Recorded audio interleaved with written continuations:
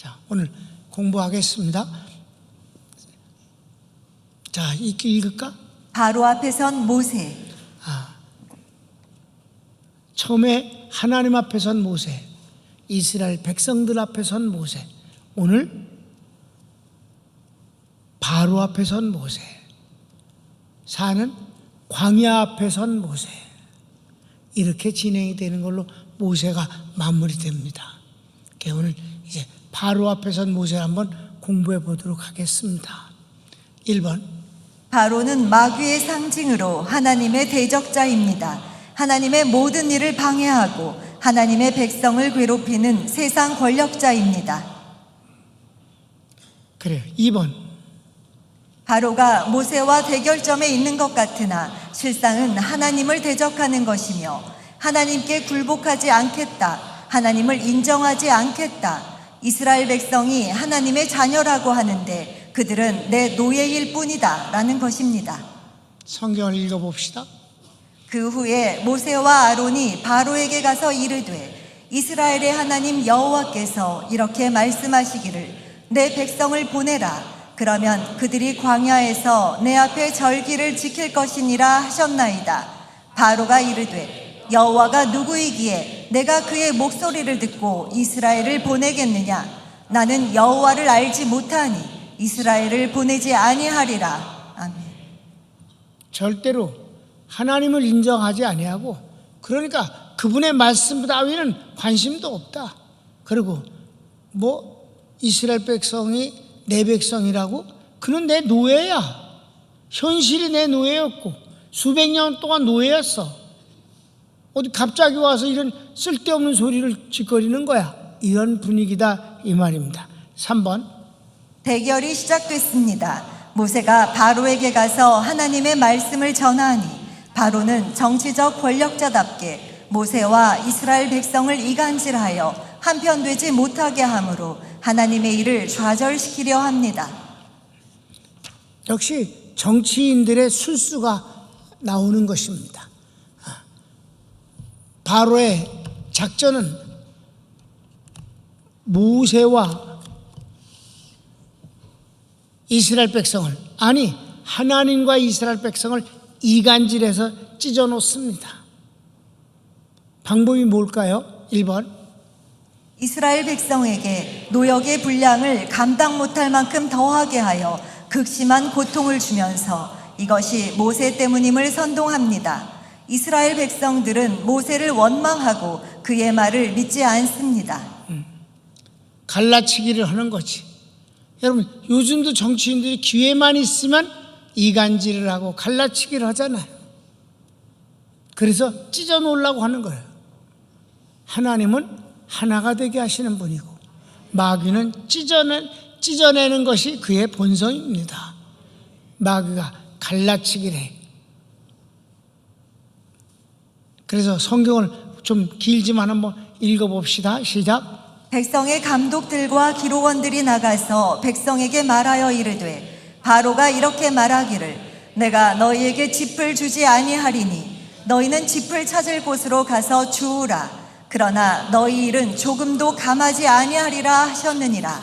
백성이 애굽 온 땅에 흩어져 곡초 그루터기를 거두어다가 짚을 대신하니 감독들이 그들을 독촉하여 이르되 너희는 짚이 있을 때와 같이 그날의 일을 그날에 마치라 하며 바로의 감독들이 자기들이 세운 바 이스라엘 자손의 기록원들을 때리며 이르되 너희가 어찌하여 어제와 오늘에 만드는 벽돌의 수요를 전과 같이 채우지 아니하였느냐 하니라. 이스라엘 자손의 기록원들이 가서 바로에게 호소하여 이르되 왕은 어찌하여 당신의 종들에게 이같이 하시나이까. 당신의 종들에게 짚을 주지 아니하고 그들이 우리에게 벽돌을 만들라 하나이다. 당신의 종들이 매를 맞사오니 이는 당신의 백성의 죄니이다. 바로가 이르되 너희가 게으르다 게으르다. 그러므로 너희가 이르기를 우리가 가서 여호와께 제사를 드리자 하는도다. 이제 가서 일하라. 짚은 너희에게 주지 않을지라도 벽돌은 너희가 수량대로 바칠지니라. 기록하는 일을 맡은 이스라엘 자손들이 너희가 매일 만드는 벽돌을 조금도 감하지 못하리라 함을 듣고 화가 몸에 미친 줄 알고 그들이 바로를 떠나 나올 때에 모세와 아론이 길에 서 있는 것을 보고 그들에게 이르되 너희가 우리를 바로의 눈과 그의 신하의 눈에 미운 것이 되게 하고 그들의 손에 칼을 주어 우리를 죽이게 하는도다. 여호와는 너희를 살피시고 판단하시기를 원하노라. 아멘. 여기 바로가 하는 말 잘 봐요. 교묘합니다. 여러분, 절대 이스라엘 백성들이 광야에 가서 예배를 드리겠다고 말하지 않았어요. 하나님이 그렇게 하셨을 뿐이에요. 그걸 모세가 전할 뿐이었습니다. 그런데 뭐라고 말해요? 하나님이 그랬다고 바로가 그러지 않았어요. 말을 바꿔 너희가 광야에 나가서 여호와께 제사를 지내겠다고 그러지? 난 못 보내겠어. 이렇게 말한다 이 말이에요. 바로의 입에서 여호와의 이름을 말하지 않아요. 모세도 말하지 않아요. 너희가 원한다고 그랬지? 광야에 간다고. 이러니까 아니요, 모세라는 인간이 와서 그러는 거예요. 이렇게 되는 거지. 그러니까 아주 갈라치기를 제대로 하는 것이자 말을 정치하는 놈들은 갈라치기를 그렇게 하는 거예요. 그러니까 집도 안 주면서 벽돌 숫자는 똑같이 만들라고? 이게 어떻게 가능한가? 두드려 패고 숫자가 다르면 때리고 막 죽이겠다고 협박하고 그러니까 이게 다 누구 때문이야? 다 그 모세 때문이야. 이렇게 원망하게 만든다. 갈라치기를 한다. 가로치기 2번. 모세가 하나님께 보고하니 하나님께서 내가 바로에게 하는 일을 내가 보리라. 강한 손을 더함으로 바로가 그들을 보내리라 하십니다. 자, 그렇게 그러니까 모세가 이 끔찍스러운 상황이 벌어졌어요. 이스라엘 백성들을 바로의 손에서 구원해서 애굽에서부터 출발해서 광야를 거쳐서 가나안 땅에 들어가서 주인 노릇을 하겠다는 이 엄청난 큰 계획과 목표가 있었는데 이건 뭐 시작하자마자 바로한테 완전히 멱살이 잡혔다 이 말이에요. 그러니까 모세가 하나님 앞에 기도할 수밖에 더 있겠어요? 모세의 기도를 봅시다. 내가 바로에게 들어가서 주의 이름으로 말한 후로부터 그가 이 백성을 더 학대하며 주께서도 주의 백성을 구원하지 아니하시나이다. 여호와께서 모세에게 이르시되 이제 내가 바로에게 하는 일을 내가 보리라. 강한 손으로 말미암아 바로가 그들을 보내리라. 강한 손으로 말미암아 바로가 그들을 그의 땅에서 쫓아내리라. 아멘. 이것은 주님이 예언을 해주신 거예요. 지금은 그래도 앞으로 내가 가만히 있지 않는다.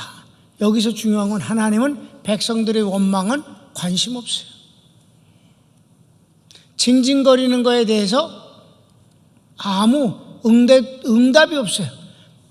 모세는 백성들의 고통과 그리고 갈라치기를 인해서 원망하는 것과 이것 때문에 제가 어떻게 해볼 방법이 없다고 하는데도 불구하고 주님은 백성들의 원망은 한마디도 언급을 하지 않으셔요. 앞으로도 마찬가지. 하나님은 하나님의 일을 하실 뿐입니다. 이거를 여러분 담임 목사는 옛날에 캐치했어요. 사람들의 생각과 사람들의 징징거리는 것 갖고는 아무 관심이 없고 하나님은 하나님의 일을 하시는 것이고 주의 종은 하나님이 하시는 일을 따를 뿐이다. 그게 한편된 사이다. 물론 중보의 기도는 끝없이 합니다. 그러나 절대 그들 편에서 하나님을 멀리하는 원망하는 짓은 안 한다 이 말입니다. 자, 3번을 볼까요? 모세가 하나님의 말씀을 이스라엘 백성에게 전합니다. 하나님께서 조상의 하나님 여호와라 하시며 약속대로 이스라엘을 애굽에서 구출하여 내 백성을 삼고 맹세한 땅을 기업으로 삼게 하겠다. 여기서 여호와는 언약한 것을 시행하시는 하나님이란 뜻입니다. 모세가 그 원망하고 고통스러워서 어쩔 줄 모르고 매를 맞고 하는 그 비참한 백성들에게 여호와의 약속을 전하면서 그가 얼마나 고독했을까를 짐작할 수 있습니다. 그렇습니까? 씨가 안 먹는다는 걸 너무 잘 알면서 하는 소리예요. 하나님의 말씀은 상대가 어떻게 받아주느냐 때문에 하고 안 하고 하는 것이 아닙니다. 여호와의 말씀은 그냥 여호와의 말씀일 뿐입니다. 믿어주고 안 믿어주고는 중요한 게 아니에요. 그래서 그것은 선포라고 하는 것입니다. 자, 성경을 좀 길지만 또 읽읍시다. 여호와께서 모세에게 이르시되 이제 내가 바로에게 하는 일을 내가 보리라. 강한 손으로 말미암아 바로가 그들을 보내리라. 강한 손으로 말미암아 바로가 그들을 그의 땅에서 쫓아내리라. 하나님이 모세에게 말씀하여 이르시되 나는 여호와이니라. 내가 아브라함과 이삭과 야곱에게 전능의 하나님으로 나타났으나 나의 이름을 여호와로는 그들에게 알리지 아니하였고 가나안 땅 곧 그들이 거류하는 땅을 그들에게 주기로 그들과 언약하였더니 이제 애굽 사람이 종으로 삼은 이스라엘 자손의 신음소리를 내가 듣고 나의 언약을 기억하노라. 그러므로 이스라엘 자손에게 말하기를 나는 여호와라. 내가 애굽 사람의 무거운 짐 밑에서 너희를 빼내며 그들의 노역에서 너희를 건지며 견팔과 여러 큰 심판들로서 너희를 속량하여 너희를 내 백성으로 삼고 나는 너희의 하나님이 되리니 나는 애굽 사람의 무거운 짐 밑에서 너희를 빼낸 너희의 하나님 여호와인 줄 너희가 알지라. 내가 아브라함과 이삭과 야곱에게 주기로 맹세한 땅으로 너희를 인도하고 그 땅을 너희에게 주어 기업을 삼게 하리라. 나는 여호와라 하셨다 하라. 아멘. 이렇게 주님은 한 번 하신 말씀을 반복해서 지금 하시고 계세요. 여기서 반복해서 하신 거는 나는 너희를 구원해낼 여호와고 그 약속을 지킬 것이다. 내가 바로에게서 너희를 빼내는데 어떤 식으로? 나의 강한 손으로 너희를 빼낼 거다. 이 강한 손이란 말씀이 3번이나 나와요. 그렇게 이제 약속을 해 주셨는데 그걸 이제 모세가 전했어요. 그랬더니 4번 그러나 이스라엘 백성이 노역의 고통 때문에 믿지 않습니다. 뻔한 거예요. 성경을 읽읍시다. 모세가 이와 같이 이스라엘 자손에게 전하나 그들이 마음의 상함과 가혹한 노역으로 말미암아 모세의 말을 듣지 아니하였더라. 아멘. 충분히 이해돼요. 그들은 노예예요. 노예는 노예 근성이 있습니다. 노예 근성은 뭐예요? 죄수 근성과 노예 근성은 비슷해요. 근데 군인이 그런 근성을 가져서는 안 됩니다. 나는 우리 청년들이 군대 갈 때 항상 축복할 때 때우러 가지 않게 해주셔서 대한민국의 젊은이가 국가를 지키고 국민을 지키러 가는 겁니다. 그 자긍심을 갖고 군에 가게 하소서. 이렇게 말해요. 때우러 가는 게 아니다. 이스라엘 백성들이 이 노예 근성,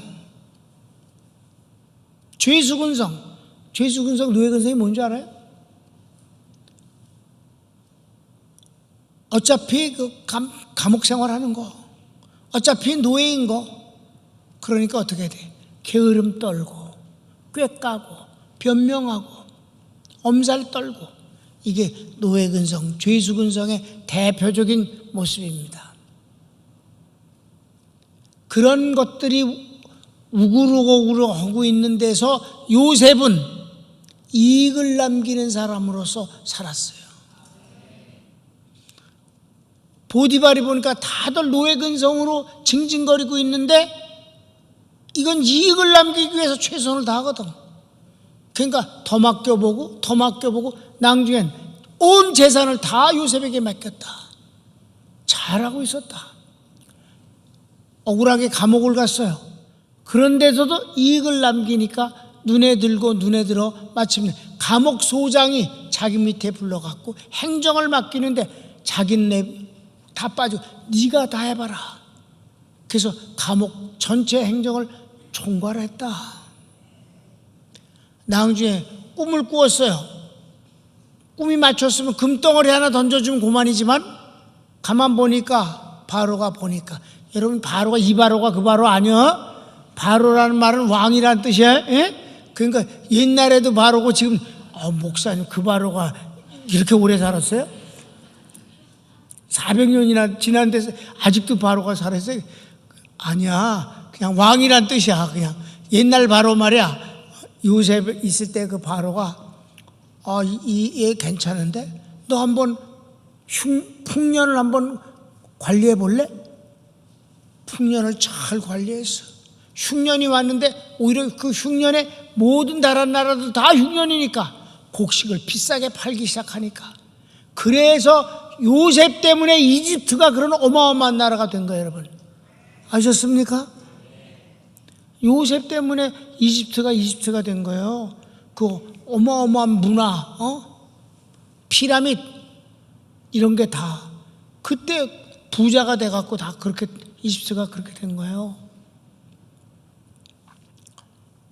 노예 근성, 죄수 근성 아주 더러운 겁니다. 나는 징징거리는 게 싫어. 아무리 어려워도 원망하지 아니하고 징징거리지 않아. 하나님을 통해서 바라보면 내일은 아름다운 거예요. 하나님은 우리에게 꿈을 주시는 분이에요. 요셉은 꿈을 꾸는 사람이었어. 주님은 우리에게 꿈을 꾸라고 하시는 분이에요. 그래도 이 400년 동안 이 노예 생활에 찌들은 이 백성들이 받아들이겠어? 당장 죽도록 고생을 하고 두드려 패는데 더더욱 그렇지 뭐. 5번 하나님은 다시 모세에게 바로에게 말해서 이스라엘 백성들을 내보내게 하라라고 하십니다. 우리 하나님은 정말 하나님다워. 상황 따위는 문제가 아니야. 그리고 그분은 그 일을 하실 수 있는 분이기 때문에 한 번도 흔들리질 않으셔. 이 모세가 하나님의 이 흔들리지 아니하고 아주 시종일관 똑같은 모습 앞에 그가 매료되었을 거예요. 성경을 읽읍시다. 6장 10절 11절. 여호와께서 모세에게 말씀하여 이르시되 들어가서 애굽 왕 바로에게 말하여 이스라엘 자손을 그 땅에서 내보내게 하라. 아멘.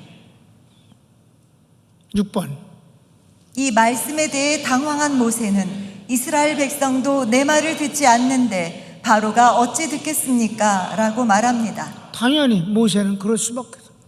아니 축복하겠다고 하고 이끌어내겠다고 그러고 약속을 그대로 이행하겠다고 해도 이스라엘 백성들이 내 말을 안 믿고 이게 어디서 나타나고 사람을 이렇게 원망을 하고 죽이려고 그러는데 하물며 바로가 제 말을 듣겠습니까?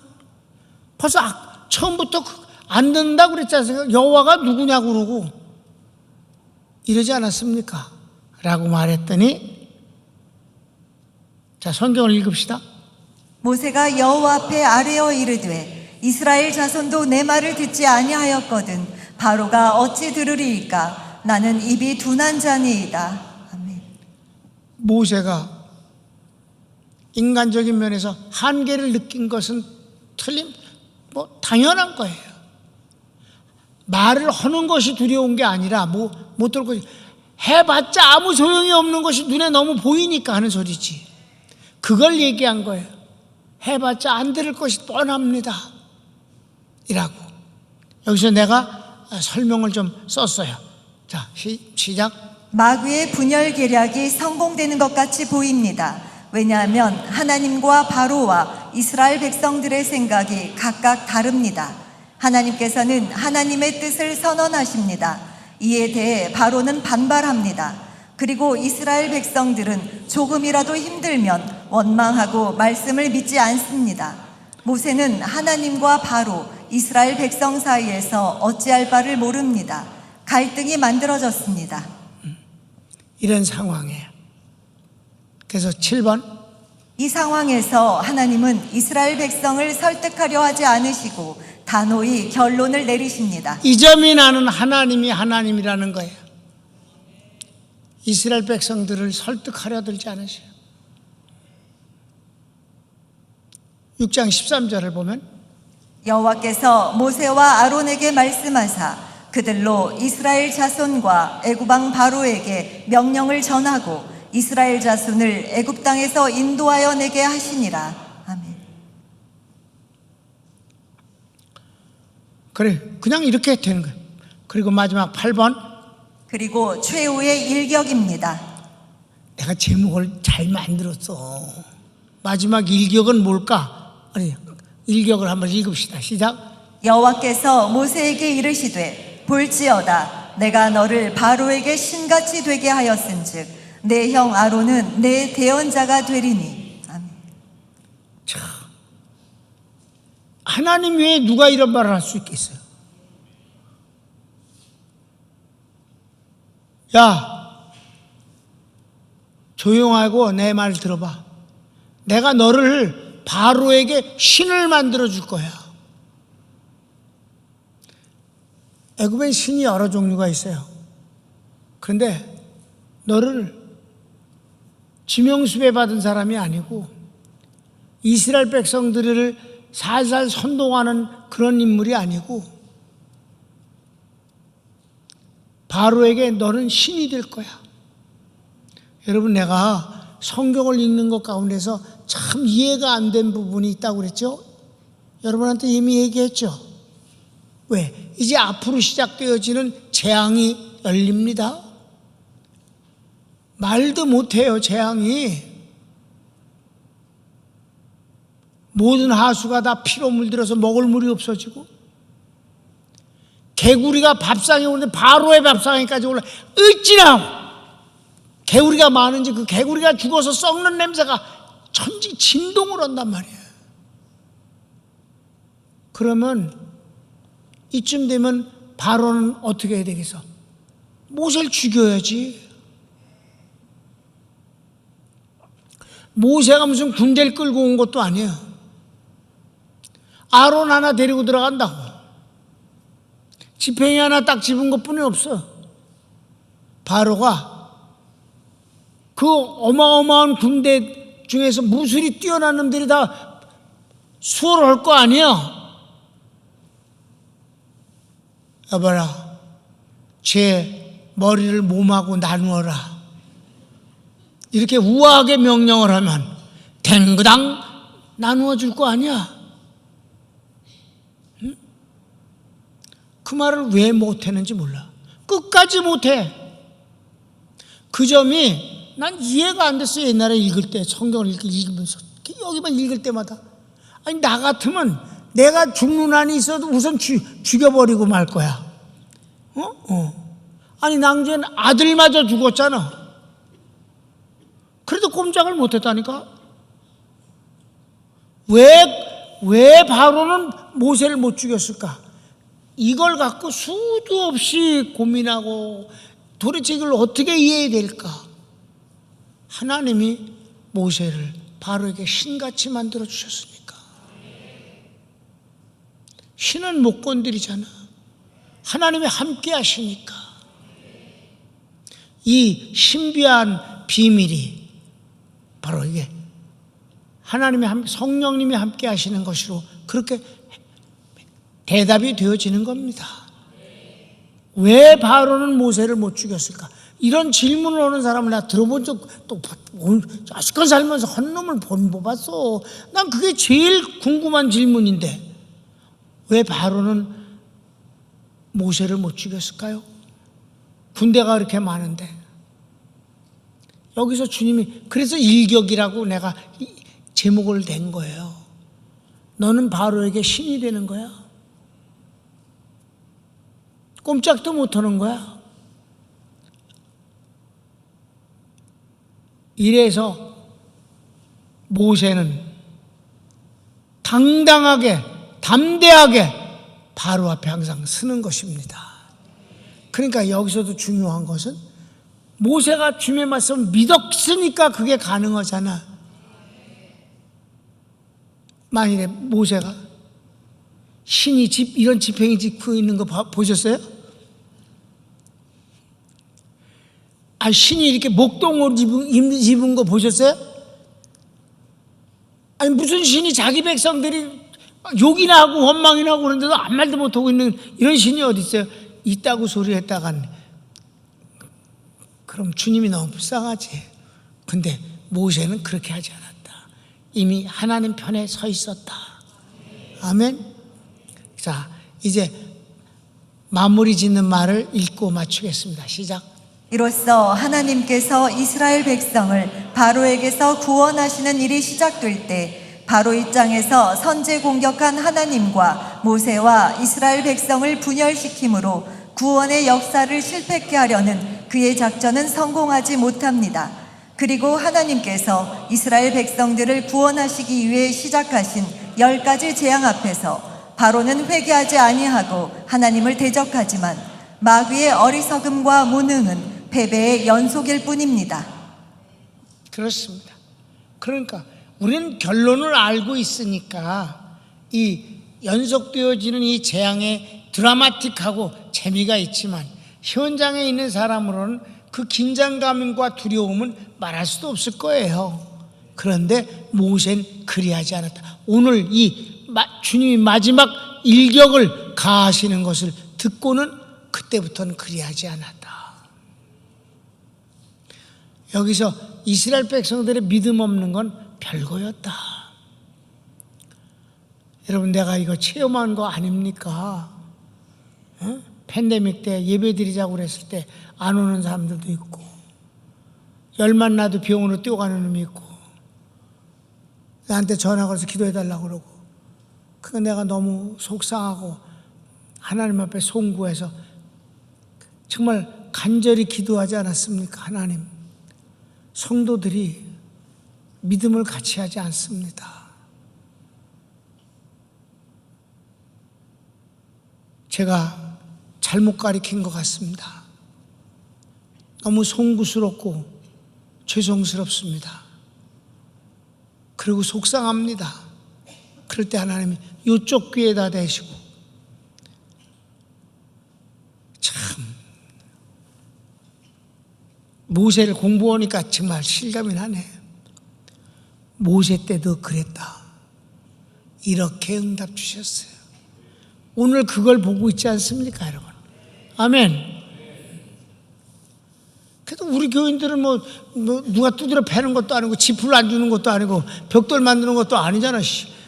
아니, 바이러스를 걸린 적도 없잖아. 근데 그래서 그 응답 받고는 한 번도 교인을 갖고 뭐라고 안 그랬어요. 아무 말도 안 했어요.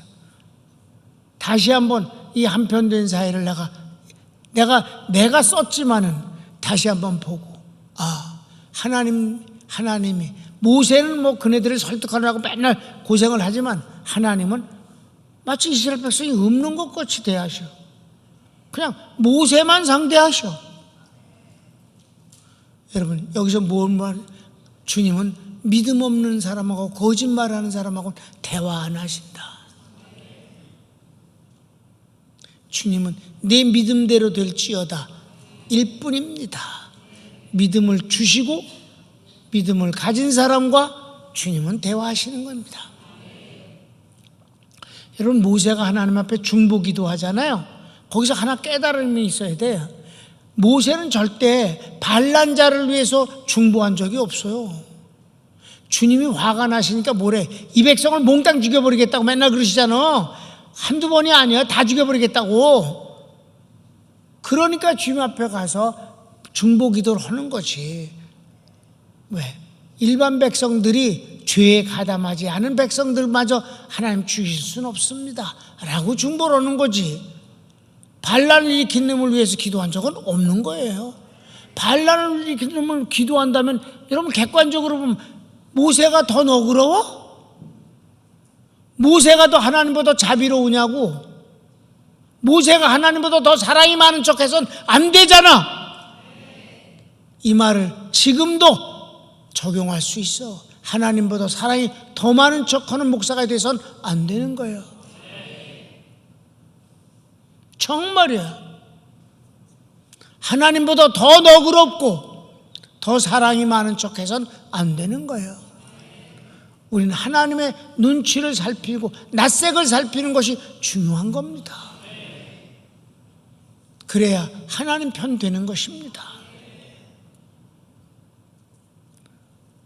그래도 모세는 참 팔자에 있는 거지, 이게 팔자에 없는 거라면 큰일 나는 거야. 팔자에 있는 지도자가 돼가지고 참 애 많이 쓰지. 그러니까 주인과 한편된 사이에 1호가 모세가 아니냐. 여러분, 한편된 사이의 사람들을 내가 고를 때 지도자 중에 한 사람 모세, 선지자 중에 한 사람 엘리야,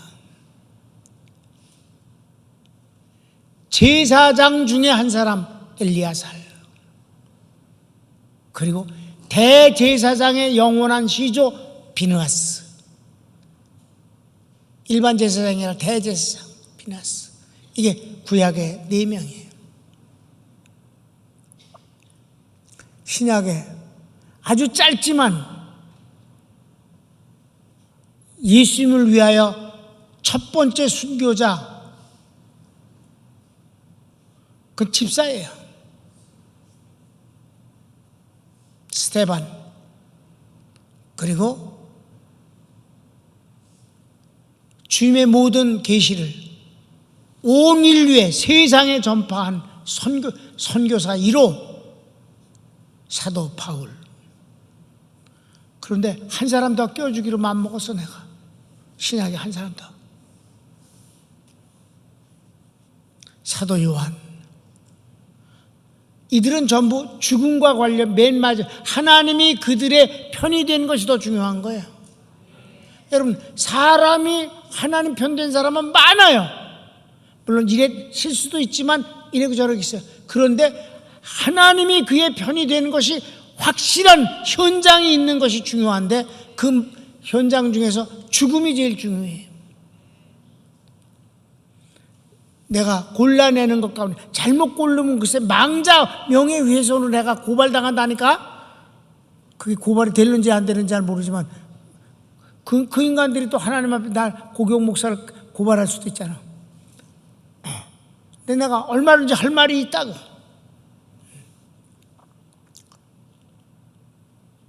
모세는 죽었지만 하나님이 사람들이 시체를 보지 못하게 하셨어. 완전히 신비야. 엘리야는 승천시켜버리셨어. 아멘. 엘르아살은 아무도 못 간다고 약속하시고 맹세까지 하신 여호수아와 갈렙 외에는 못 간다는 가나안 땅을 들어가게 하신 하나님의 비밀스러운 사랑과 응답이 있었어. 제사장의 대표자예요. 비느하스야, 두말할 것도 없이 여러분 잘 아는 거. 그 죽음이다. 그래서 그는 가나안 땅에서 모든 일을 여호수아와 함께하고 마지막에 죽었어. 극적인 장면의 한 사람인 비느하스가 그냥 간단하게 그 극적인 장면으로 사람을 꽤 죽였지만은 중요한 건 비느하스, 아론의 후손이 아니라 비느하스의 후손이 대제사장 역할을 하는 거예요. 대제사장의 시조라고.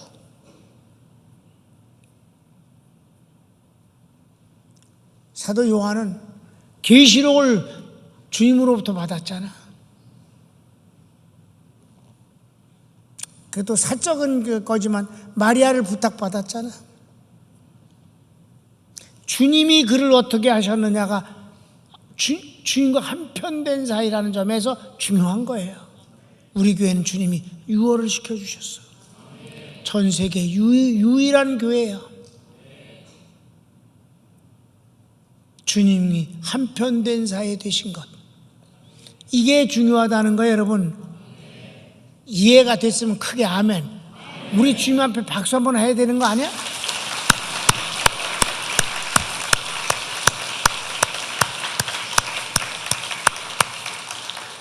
사람 편에서 주님에게 한편된 사이로 하는 건 많다니까. 주님이 그의 편되어 온 것을 극적인 모습으로 해주셨잖아요. 여러분, 순교자 중 첫 번째 순교자의 그에게 주님이 하신 건 뭐예요? 하나님 보좌 우편에서 벌떡 일어서서 스데반의 죽음을 영접했잖아. 단 한 군데도 예수님이 하나님 보좌 우편에 서 계시다는 데가 없어. 거기에만 그래요. 주님이 그의 편 되셨다는 이보다 더 확실한 증거가 어디 있겠어? 복음에 의한 그 결실이 오늘 확인된다는 건 언제나 흥분되는 일 아니겠습니까? 우리는 축복을 받았습니다. 유명한 교회가 아니고 특별한 교회가 아니라 주님을 사랑하는 교회입니다. 주님과 한편된 교회입니다. 주여 한번 부르기도 할까요? 주여, 사랑하는 주님 감사합니다.